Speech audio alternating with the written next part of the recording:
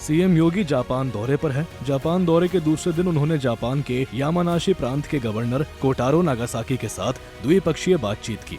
योगी आदित्यनाथ ने कोमेकुरायामा hydrogen facility का दौरा किया, जहां उन्होंने advance power to gas system का साइट विजिट किया और इसे ऑपरेशन में काम करते हुए देखा। Power to gas system solar power का इस्तेमाल करके हाइड्रोजन का उत्पादन करता है, जिसे बाद में बॉयलर फ्यूल के रूप में उपयोग किया जाता है, जिससे CO2 उत्सर्जन में भारी कमी आती है और ग्रीन हाइड्रोजन और क्लीन एनर्जी टेक्नोलॉजीज को बढ़ावा मिलता है। इसके बाद मुख्यमंत्री योगी ने जापान के यामानाशी प्रांत में Uttar Pradesh investment road show में हिस्सा लिया, जहां उन्होंने जापानी उद्योगपतियों और निवेशकों को उत्तर प्रदेश में निवेश करने का आमंत्रण दिया। इसमें उन्होंने राज्य को भारत का सबसे पसंदीदा निवेश गंतव्य बताया, जहां सुरक्षित माहौल, मजबूत इंफ्रास्ट्रक्चर, युवा कार्यबल और विशाल बाजार की क्षमता है। जापान के यामानाशी प्रांत पर है, इसी प्रकार की असीम कृपा प्रकृति की उत्तर प्रदेश पर भी है। भारत की सबसे उर्वरा भूमि, भारत का सर्वाधिक जल संसाधन, भारत की सबसे बड़ी आबादी और अगर कहें तो भारत की आध्यात्मिक और सांस्कृतिक विरासत की भूमि भी उत्तर प्रदेश है। इन सभी सुविधाओं से संपन्न होने का लाभ उत्तर प्रदेश को प्राप्त होता है। आज भारत के यशस्वी प्रधानमंत्री श्री नरेंद्र मोदी जी के मार्गदर्शन में उत्तर प्रदेश विकास की एक नई ऊंचाइयों को प्राप्त कर रहा है। हमने अपनी उत्तर प्रदेश की नीतियों को रिएक्टिव की बजाय प्रोएक्टिव बनाया है और उसके परिणाम हम सबके सामने हैं कि 9 वर्ष में हमने उत्तर प्रदेश की प्रति व्यक्ति आय को 3 गुना करने में, वहां की अर्थव्यवस्था को 3 गुना करने में सफलता प्राप्त की। आज प्रत्येक क्षेत्र में एक सही दिशा में भारत की सबसे तेज अर्थव्यवस्था वाले राज्य के रूप में उत्तर प्रदेश ने अपने आप को स्थापित किया है। लेकिन जितना बड़ा राज्य है, जितनी संभावनाएं हैं, उतनी ही चुनौतियां भी सामने आती हैं और उन चुनौतियों को सफलतापूर्वक आगे बढ़ाने की दिशा में हम लोग एक बड़े डेलीगेशन के साथ जापान की यात्रा में आए हैं। दिसंबर 2024 में यामानाशी के माननीय राज्यपाल उत्तर प्रदेश की यात्रा में आए थे और उस समय उन्होंने जो बातें यहां हमारे सामने वहां पर रखी थी,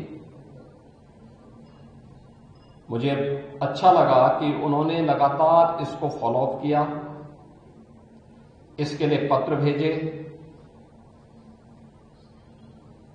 इस पहल को आगे बढ़ाने के लिए उन्होंने यहां के उपराज्यपाल महोदय को भी उत्तर प्रदेश की यात्रा पर भेजा।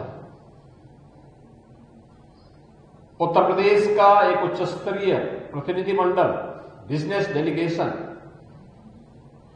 यहां की यात्रा पर आया था। उन्होंने अवलोकन करने के बाद फिर वहां की पूरी रिपोर्ट भी हम सबके सामने प्रस्तुत की और जिसका परिणाम है कि आज यामानाशी के माननीय राज्यपाल के आमंत्रण पर हम सब यामानाशी पे पहुंच करके हम लोगों ने यहां की स्थिति को देखा है, ग्रीन हाइड्रोजन के प्रोडक्शन को देखा है और इस तकनीक के बारे में आज उत्तर प्रदेश और यामानाशी के बीच में एक ऐतिहासिक समझौता ज्ञापन पर भी हस्ताक्षर हुआ है। इसके साथ ही सीएम योगी ने कहा कि उत्तर प्रदेश भारत की आबादी का सबसे बड़ा राज्य है। 25 करोड़ की आबादी उत्तर प्रदेश में निवास करती है। जैसे प्रकृति की अत्यंत कृपा जापान के यामानाशी प्रांत पर है, वैसी ही कृपा प्रकृति उत्तर प्रदेश पर भी है। इन सभी सुविधाओं से संपन्न होने का लाभ उत्तर प्रदेश को प्राप्त होता है। उत्तर प्रदेश के उच्च तकनीकी संस्थान से जुड़े हुए छात्र यहां पर इस तकनीक का प्रशिक्षण भी लेंगे और प्रशिक्षण के साथ इस तकनीक को सफलतापूर्वक उत्तर प्रदेश के अंदर लागू करने में उत्तर प्रदेश की इंडस्ट्री के लिए, उत्तर प्रदेश की पब्लिक ट्रांसपोर्ट के लिए, उत्तर प्रदेश के अंदर ऊर्जा की आत्मनिर्भरता को आगे बढ़ाने के लिए इस तकनीक का उपयोग कर पाएंगे। और इस तकनीक को हम लोग प्रधानमंत्री मोदी जी के नेट जीरो के लक्ष्य को प्राप्त करने की दिशा में यह एक बड़ी महत्वपूर्ण पहल हो सकती है। और मैं इस तकनीक के लिए यामानासी के माननीय राज्यपाल और यहां के हाइड्रोजन ऊर्जा से जुड़े हुए अध्यक्ष हैं, उनका और उनकी पूरी टीम का हृदय से धन्यवाद करता हूं।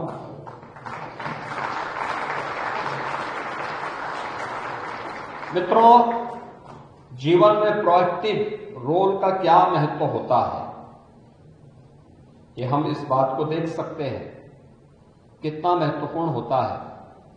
हम लोग कल टोक्यो में आए थे, हमने कई वहां पे G2B मीटिंग्स की। G2G स्तर पर हमारे भारत के माननीय राजदूत ने भी अनेक बैठकों का आयोजन करवाया था। अनेक बिजनेस डेलीगेशन के साथ हमारी मुलाकात भी हुई और यामानासी के माननीय राज्यपाल ने भी अनेक G2B स्तर की और G2G स्तर की बैठकों को हमारे साथ वहां पे करवा करके हमारे इस अभियान को